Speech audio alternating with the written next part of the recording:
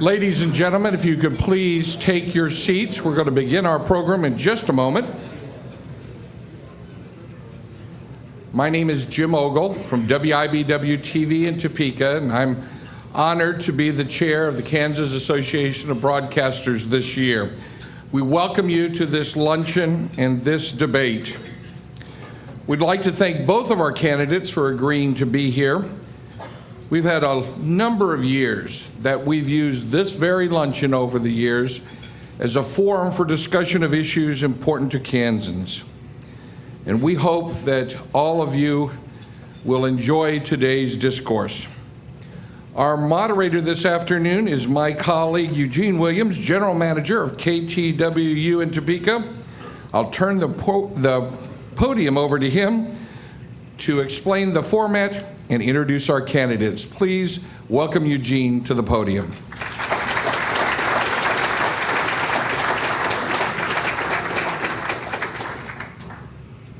Thank you very much, Jim. Get everything situated here. Let me give you the debate instructions as we have developed them. Each candidate will have 2 minutes for an opening statement. Then I will ask questions, giving each candidate 90 seconds to respond and a 30-second rebuttal from the candidate who answered first. We'll have someone down here keeping time for the candidates. All questions have been developed by me. The order of who answers first will change with each question. At the end, the candidates will have 2 minutes in their closing statements in the same order as the opening statements. We ask the audience to please refrain from any applause or reaction actually during the debate. And of course, if you would, at this time, please check your cell phones and stuff to make sure those are in some type of position where we won't disturb the candidates also. When I bring the candidates up, of course, you'll be able to clap and applaud for them being here. So with that, let me bring up both of the candidates, Representative Paul Davis, and then, of course, Governor Sam Brownback.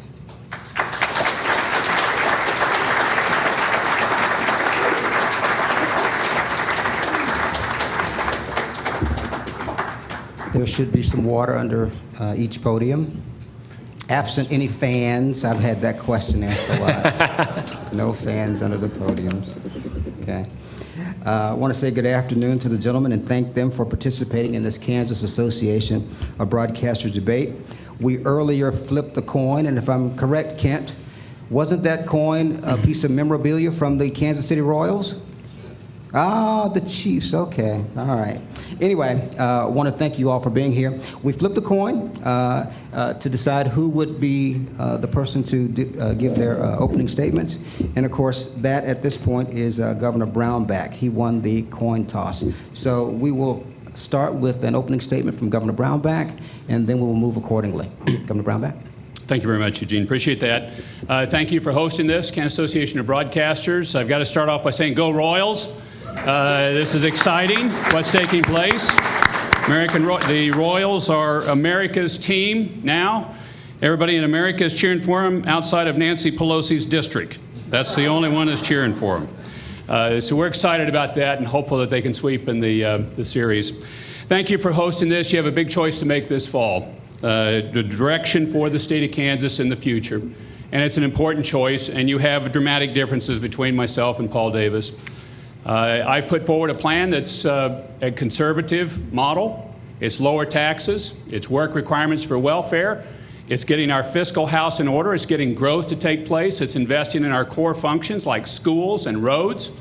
And we have done that, and we moved that agenda on forward. And now we're seeing things grow in the state of Kansas and record employment, 4.8% unemployment rates, and just yesterday, poverty index is going down in the state of Kansas according to the U.S. Census Bureau. We are moving in the right direction and getting things done. And that's important for us as a state where we have languished for 35 years. Now, change is difficult, and this has been difficult. And we're moving now in the right direction, but Paul Davis represents an Obama model that seeks to have higher taxes, no work requirements, and to have more government intrusion into your lives. And that's your choice. One of the things that hasn't been talked about much in this race is the selection of judges. because the governor selects judges in the state of Kansas. And that matters, and it matters a great deal. We're seeing now even a case, the Carr brothers here in Wichita, going to the Kansas Supreme Court and was overturned by the Kansas Supreme Court. The Kansas Supreme Court, a very liberal court. Paul Davis wants to continue to appoint liberal judges to that court. I want to appoint judges who will interpret the law, not rewrite it as they choose to see it to be. This is an important distinction between the two of us on who would appoint and how they would appoint judges. And I hope this is something we can discuss here because it's a key issue and it's a key distinction between the two of us. One of the Supreme Court justices even hosted a fundraiser for Paul Davis in her home. I find that wrong and something that shouldn't happen. Representative Davis. Thank you. Good afternoon. I'm Paul Davis. I'm a lifelong Kansan, a moderate, a 15-year member of my local Chamber of Commerce. I'm also the son of 2 teachers and the parent of a soon-to-be kindergartner. The issue of public education is personal to me. That's why I've been a steadfast champion for our public schools during my 12 years in the legislature. That's why I opposed Governor Brownback's largest cut to public school funding in state history. And that's why I will make restoring those cuts my very top priority as governor. It's one of the reasons why I have the support of over 180 current and former Republican elected officials, 3 speakers of the House, 3 Senate presidents, 3 lieutenant governors, a U.S. senator, and 2 Kansas Republican Party chairs. That's never happened in Kansas before, but it's happening because I have a track record of being able to unite Democrats and Republicans. It's also happening because the governor's economic experiment just isn't working, and it's not going to work. Not only are we trailing our surrounding states and the rest of the country in economic growth, it has plunged our state deep into debt, and it's harming thousands of Kansans. Kansans like Mary from Winfield, who is here with us today. Mary is a single mom and also happens to be a Republican. She provides for her son on a shoestring budget and is proud that she has not had to turn to public assistance for help. But because Mary falls within the bottom 20% of Kansas wage earners, she is paying 50% more in Kansas income taxes solely because of the governor's economic experiment. We have to do better for people like Mary. The choice that we have in this election is about whether we're going to clean up the mess that the governor has created or whether we're going to hit the accelerator, as the governor says, on more cuts to schools, more debt, and a failed experiment. Kansas just can't afford this. We have to go in a different direction, a direction that prioritizes our schools and uses proven ways to grow our economy, and that is exactly what I will do as governor. First question, Representative Davis, you will be given the opportunity to answer this first. From the economy to education to Ebola, there's an air of uncertainty about the future. What will your administration do to calm the concerns of Kansans? Well, first of all, what we're going to do is, using the old adage, when you're in a hole, you need to stop digging. The governor's economic experiment, one-size-fits-all experiment, just isn't working. All you have to do is look at the data out there. We are trailing our surrounding states and the rest of the country in economic growth. The governor's own Council of Economic Advisors documented this seven months ago. We are 45th in the country in terms of new business creation. In 2013, there were more businesses that closed shop than opened shop. We've had 3 credit downgradings in just over a year. This isn't working, and it's not going to work. But the governor says that he wants to hit the accelerator on what we've been doing, and we know what that means. It means more cuts to schools. It means more dollars taken out of our proven job-creating program, our transportation plan. I believe we need to end the experiment. Let's freeze the tax cuts where they're at on January 1, 2015. Let's get our fiscal house in order, and let's restore the cuts that have been made to our public schools, because strong public schools are the very foundation of a stronger economy. Business leaders like John Moore all across the state have told me that the best thing that we can do to move our economy forward is to have the very best public schools, and that's why I will make restoring cuts my very top priority as governor. Governor Brownback. Well, I wish he hadn't voted for the cuts in the first place then. The cuts he's talking about are the ones that happened in the Parkinson administration, that the administration cut state support for K-12 education and then put one-time Obama stimulus money in that place that went away the next year. Those are the cuts he voted for, and then I've put money in every year. I have increased state funding for education every year I've been in office. And then listen as well to the rest of the plan he's putting forward. The plan is for him to raise income taxes on you, on the person at his table. His first plan is to raise taxes on people that make $15,000 a year, raise their income taxes. That's what he's proposing, because we've cut income taxes on everybody in the state of Kansas. And his first step is to say, if you're making $15,000 a year, your income taxes are going to go up. That's not any way to grow. Now, he can be critical of my plan all he wants to be. We've still got record employment in the state of Kansas, and his plan is to raise your income taxes. And I just ask you, is that the way you grow an economy? By raising your income taxes? It's not. We started off with one of the highest income tax rates in this region, 6.45%. It's at 4.8% now. We took the tax off of small business to create growth, and it has. Record number of new businesses filing in the state of Kansas and small businesses expanding. Record employment, 4.8% unemployment, one of the lowest in America. Those are data points you can rely on, and that is what is happening in Kansas, and raising taxes isn't the way to grow. Rebuttal, Representative Davis. Governor, you're trying desperately to rewrite your record, and you're trying to rewrite mine as well. But you know it's just not the truth. I have been a champion for our public schools. The Republican president of the Goddard School Board is here today supporting me because she and so many other leaders in education know who the real pro-education candidate in this race is. And it's ironic that you talk about raising taxes on the poor. That's exactly what you've done. Your first tax plan that you introduced would have raised taxes by 5,000% on people who make $25,000 or less. I think that is morally wrong. Let's stay on the issue of taxes. This question is for you, Governor Brownback. Every taxpayer likes to hear the term reduction in taxes, but no taxpayer likes to live with a reduction in services. So how will your administration resolve this type of dissonance? Growth, and that's what we are doing. Look at the data yourself. Growth, 4.8%. And we're having difficulty in general aviation in Wichita at this point in time. No thanks to President Obama, who Paul Davis is a two-time delegate. We're having difficulty here with the president belittling general aviation and saying, well, those fat cats in business aviation, that hurts us. We need to grow. And you grow by getting your taxes off of small business in particular, which we did.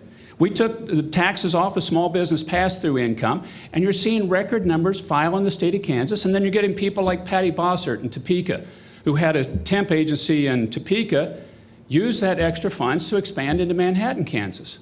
And we're seeing that. And I get examples all the time. I had a lady stop me after church 2 days ago and was saying, with that message that you sent, we started a small business, and we're working now. And 3/4 of Kansans work for themselves or for somebody with 10 or fewer employees. And when you recruit big business into the state of Kansas, you can get them, but you've got to buy them. You pay for big business coming into the state of Kansas, and they can change their business model and go somewhere else. Small business is the right route to go, and that's what we're doing, and we're getting growth to take place. And we ended this fiscal year with $434 million cash on hand. We ended with that much money, and we're increasing our investment in schools at the same time, record levels. Representative Davis. All you have to do is take a look at the budget picture. $1.3 billion of debt over the next 5 years. That comes from our nonpartisan legislative research department. You ask the governor what his plan is, he doesn't have a plan.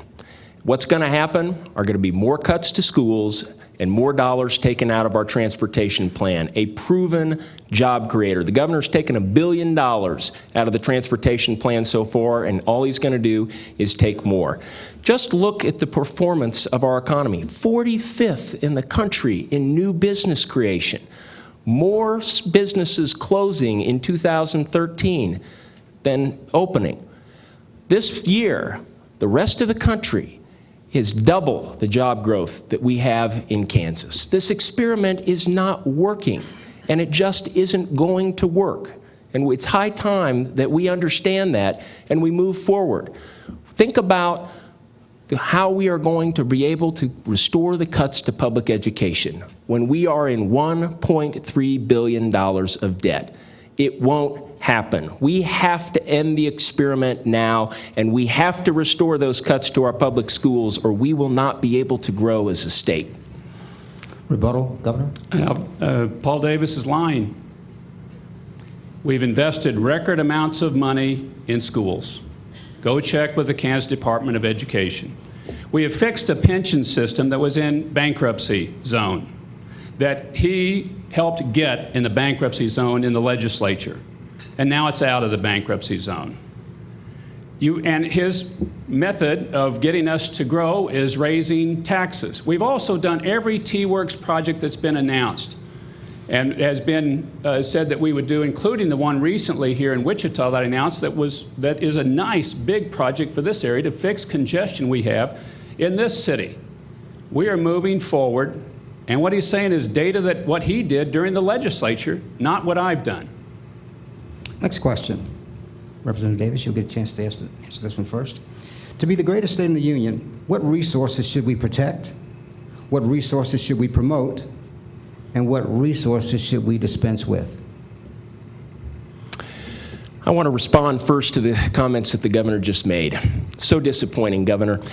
The Kansas City Star recently wrote an editorial called "The Relentless Lies of Sam Brownback." The things that you've been saying in this campaign have been disproven over and over and over again, but you just keep on going. You know, I was part of the bipartisan coalition that put that bill together to fix capers. And all you did was frankly sign it. And fortunately, the legislature has not wanted to go down the road that you want to go down, which is going to make the unfunded liability in capers even worse than it was before. What we need to do as a state is get back to the basics. We need great public schools. I'm the son of 2 teachers. This issue is personal to me.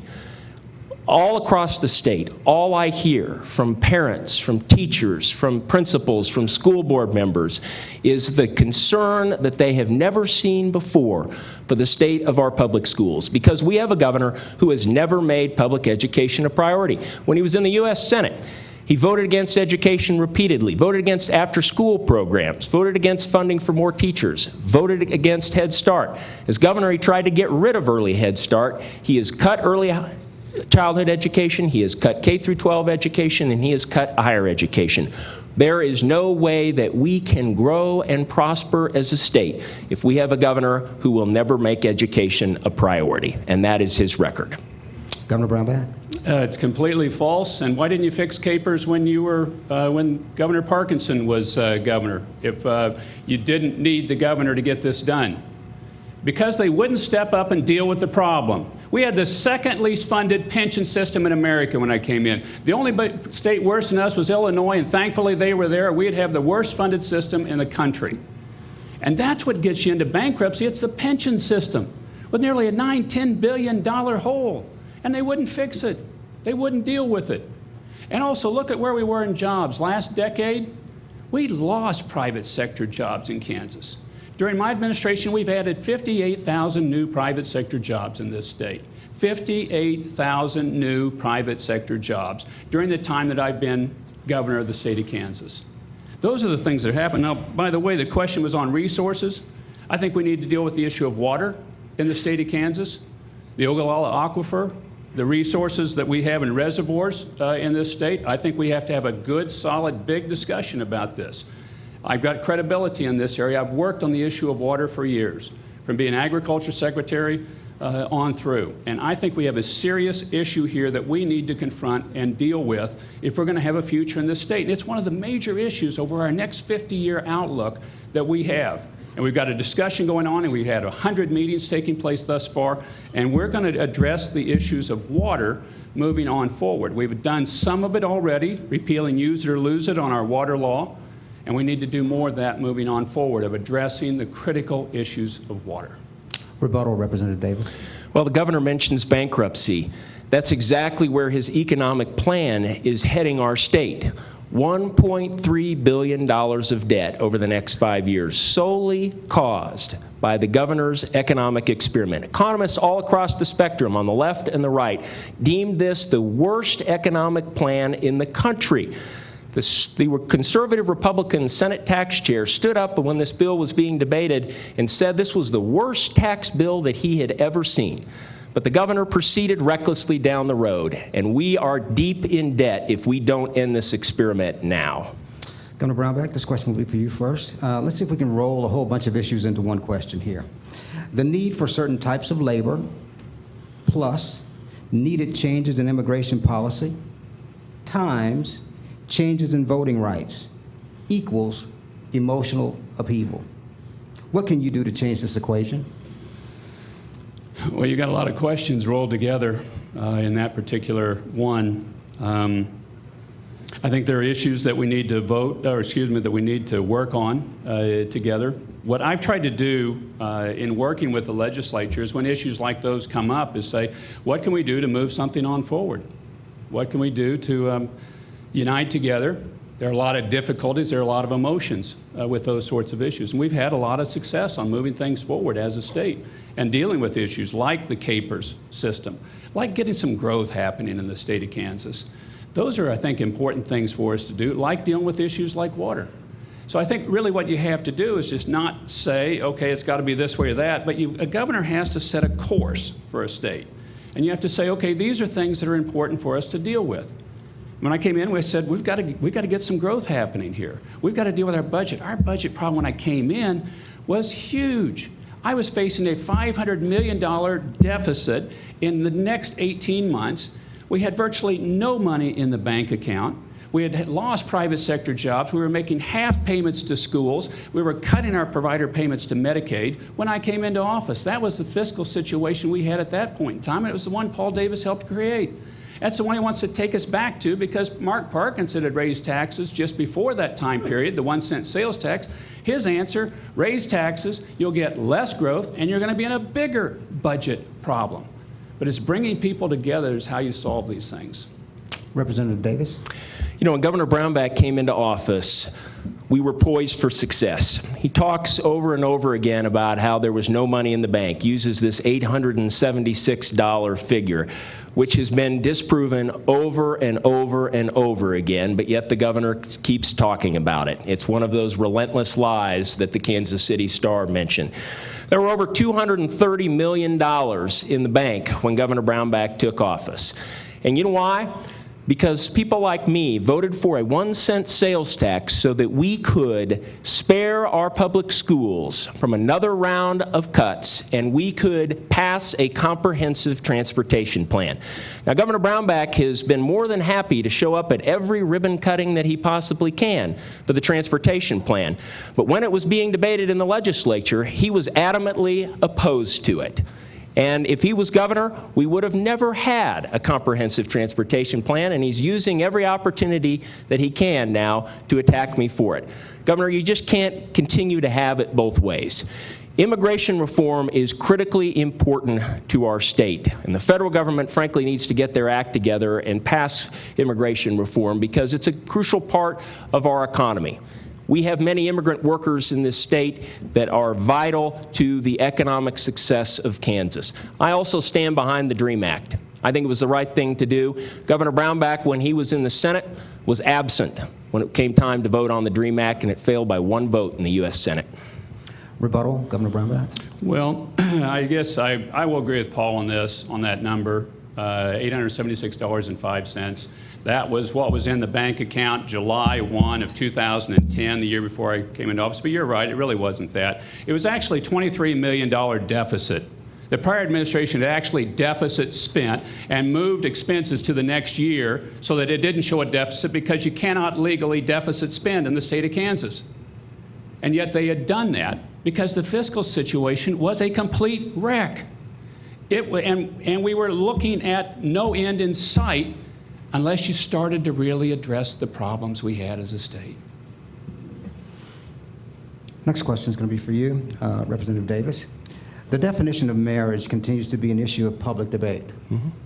How will your administration respond to the diversity of thought, the diversity of culture, and the necessary sensitivity associated with this issue? When I was in the legislature and we debated this issue, I did not support the constitutional amendment. I did that because I thought that it would damage the welcoming image that our state has had, really dating back to when we became a state. But the people of Kansas decided that they wanted that in the Constitution, and they did so by a significant majority. And I respect that decision. The fact of the matter is that this issue is out of the hands of politicians. There's nothing that I can do, there's nothing that Governor Brownback can do to change this issue. The courts will decide it. I think a lot of people on both sides of this issue wish the U.S. Supreme Court would have addressed it so we would have some definition. But the Kansas Supreme Court and federal courts are going to have to deal with this, and we will have to go on from there. Governor Brownback. Well, I stand with the people of Kansas. The marriage is the union of a man and a woman. They voted that in this state by nearly 70%, put it in their Constitution, put it in the highest document they possibly could. And now you've got judges seeking to rewrite that. Comes back to the issue of judges for governors. This is something that each of us have impact on.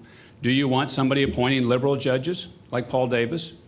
You want somebody to appoint judges that will stay with the law like what I appoint? I've had a lot of experience on working on the issue of judges. I was on the U.S. Senate Judiciary Committee in selecting John Roberts, Samuel Alito. I've appointed judges here in this state, Eric Milgren here in Wichita, Julie Robinson, Carlos Mejia. I worked with administrations to appoint those. It is also something that a governor does, is defend the Constitution of Kansas. In some places, the governor or the attorney general is deciding, well, we're not going to defend the Constitution, even though that's the way the people have spoken. Attorney General Derek Schmidt stood up and said, we will defend the Kansas Constitution. I've stood behind him. Paul Davis has not announced a position. That's not leadership, and you can't duck the questions. You have to actually deal with the issues as they come up, and you can't pick them as governor. They arrive on your doorstep, and you've got to do the best you can. But you can do that. It isn't true that there's nothing you can do. Rebuttal, Representative Davis. Well, Governor, your first choice to the Supreme Court referred to funding for public schools as wasteful spending. I wouldn't call that a good selection of somebody who we want to have deciding critical issues. We don't need to be giving the governor more power over the judicial branch, and that's what Governor Brownback wants. But I want to go back to this welcoming image, because if we want to grow Kansas, we need to let people know that we want them here. Governor Brownback was an early endorser of a bill that would have legalized discrimination. And thankfully, the Senate president pulled that bill from the agenda because it would have been terrible for Kansas. Next question. The phrase Kansas common sense is used a great deal in political circles. What does this phrase mean for you, Governor Brownback? I guess it means to me what looking at the world the way my dad would. He's an 83-year-old farmer in eastern Kansas. One of those areas that some people, leadership in the Democrat Party have put down. Parker, Kansas is my hometown, 280 people. But it's looking at the world the way he would. He would say, you know, basically, I'm a conservative, but it's got to work. And that's what I've done in governing. I'm a conservative, but it has to work. And that's what we've done in putting forward plans and proposals to create growth in the state because we weren't growing. Bob Dole is one of my co-chairs, along with Mary Eisenhower. Bob Dole was originally elected the first time at the old 6th congressional seat in Kansas. We now have 4, and we'll be headed to 3 if we don't change the trajectory. Now, we could have stayed on the same old path that Paul Davis wants to take you back to of high income taxes. And that continued to drive people out of this state because we were losing people to all our surrounding states but Nebraska. Now we're getting people from all our surrounding states but Colorado. But it takes time. Tax policy does take time, but we know from the prior experience, you have high taxes, you're going to drive people out of the region. So common sense to me is doing the things that you know you need to do to get yourself on the right track and off of the wrong track. And that's what common sense means to me. Mr. Davis. You know, common sense means to me working together, bringing people together to find solutions that work. That's what I've done for 12 years as a legislator. I've built bipartisan coalition after bipartisan coalition. There's a reason that those 180 current and former Republican elected officials are supporting me, because they know that I'm the kind of leader who will unite people. I've been able to work with Democrats, moderate and conservative. The governor hasn't been able to work with Democrats very well, and he hasn't been able to work with a lot of Republicans. He decided to basically declare war on an entire wing of the Republican Party during the last election. It also means that we bring together people who have good ideas, who have a lot of experience, and we're going to have the most bipartisan administration in Kansas history, because I don't believe all the good ideas are in one political party or all the good people are in one political party. When we set about to put an economic plan together, I asked John Moore, former lieutenant governor, Gary Scheer, another former lieutenant governor, a Republican, to put together a business advisory group. They went out and found seasoned business professionals, economic development professionals, community leaders to advise us how it is we grow the economy. The governor didn't do that. He hired a discredited, out-of-state economist that the state of Kansas paid $75,000 to design this economic experiment that is a total failure. Rebuttal, Governor? Well, Representative Davis and his complete left-wing move in his party, and make no mistake about it, he talks about being a moderate, but he has one of the top 10 most liberal voting records in the Kansas legislature, representing the community of Lawrence, and he's put forward that policy consistently, and that's fine. That's his proposal. He can do that. But that's not the way Kansas's going. He's driven people out of his party. Jan Pauls used to represent, as a Democrat, the community of Hutchinson. She switched parties being a Republican because he had driven his party so hard to the left. And a number of Republicans that support him also support raising taxes, and they support Obamacare, neither of which I support doing, but he does. Last question before we move to the closing statements. And this is a good one, okay? They're all good. What one thing, and of course this will be for you, Mr. Davis, to begin with. What one thing could your opponent say? What one thing could your opponent do that might get you to vote for him in this election? Well, it's a little too late, I'm afraid. And I think Governor Brownback will probably say the same thing. You know, I had hopes when we had a new governor coming in. And I hope that he would be able to achieve consensus in the legislature.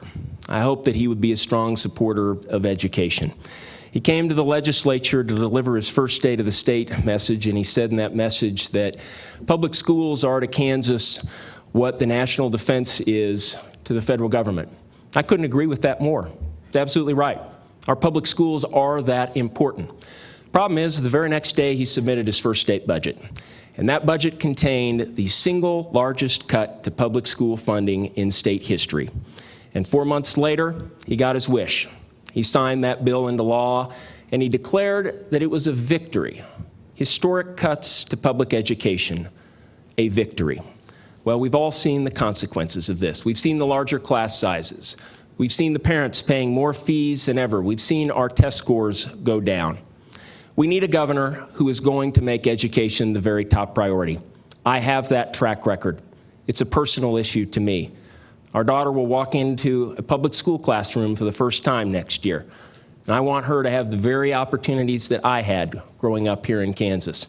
Strong public schools are the very foundation of a strong economy. And that's why we need a champion for public schools in the governor's office. Governor Brownback? It's pretty late for that. But there are things I could hear that could move me some. If he'd say he didn't want to raise taxes, actually, if he'd tell me where he stood on a lot of issues, he doesn't even have an issue page on his website. He's just basically running against me, but he's not saying, okay, here's what I would do. If he'd say, I'm going to require work if you're on welfare, which he voted against, work requirements that if you're on welfare. And the way out of poverty isn't to give a pittance to people. the way out of poverty is three things. It's work, it's education, it's family structure. And he wouldn't even say that if you're able-bodied, you have to work. If he'd say on judges, I'm not going to appoint liberal judges that want to rewrite the law or to have the law be as they see it rather than as it is. You know, I want a judge to be an umpire, not a baseball player in the game. If he would say and stop lying about education. We are at over $13,000 per student. We just had a ranking of our public education system that had us ranked as the 5th best public education system in America, Kansas Public Schools.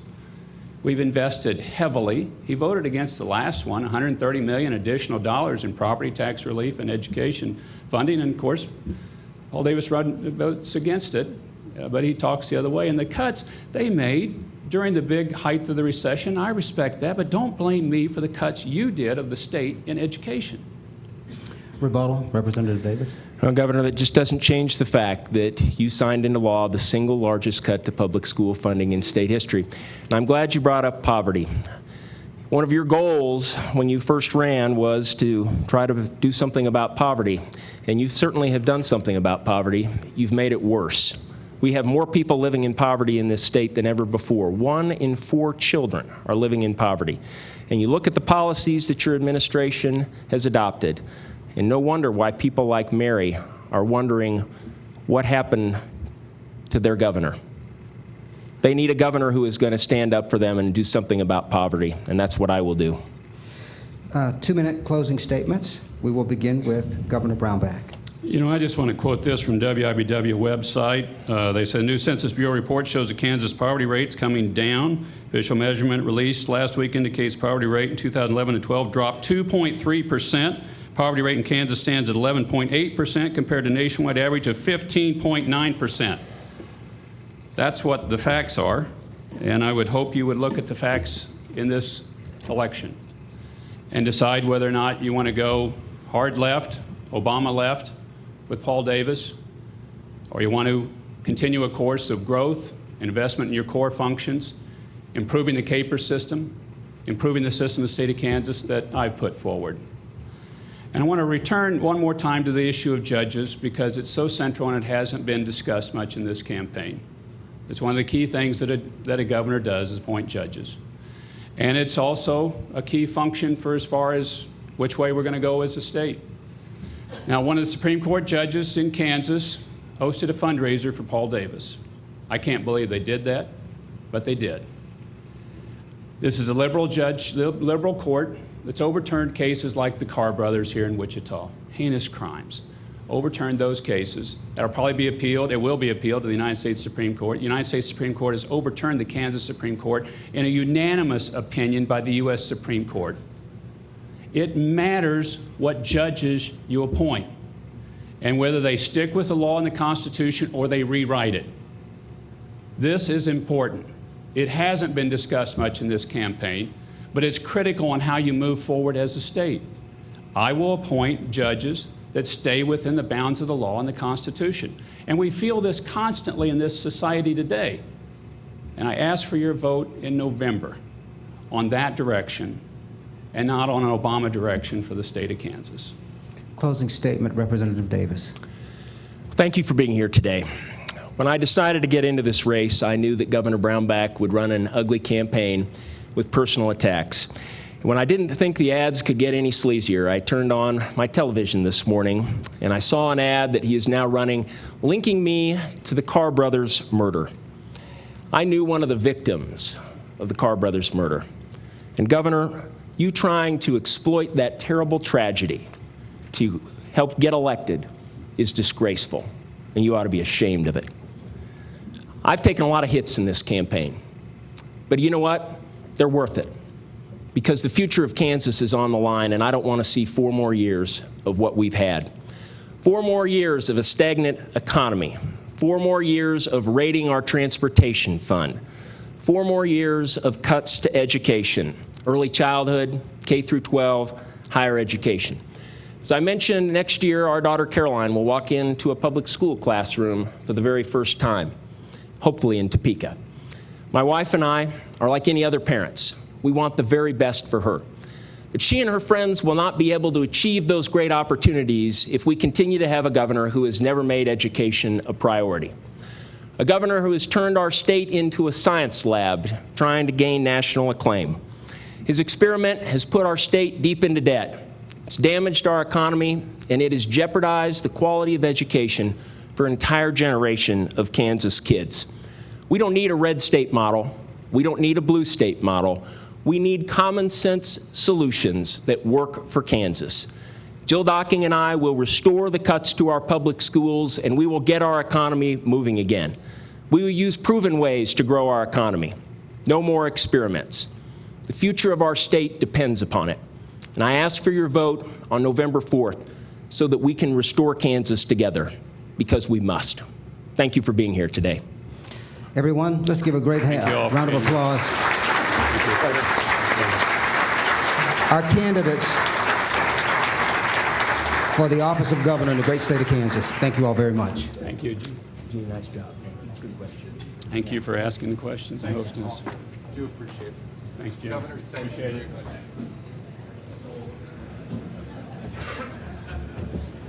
Well done. Well done. Thank you all for coming. The sales session will start promptly at 1:30. We'd also appreciate it if you would fill out an evaluation and leaving it at the registration table. Remember, we'll draw one name that fills out a registration, and they'll win $100 in cash. Thank you all very much.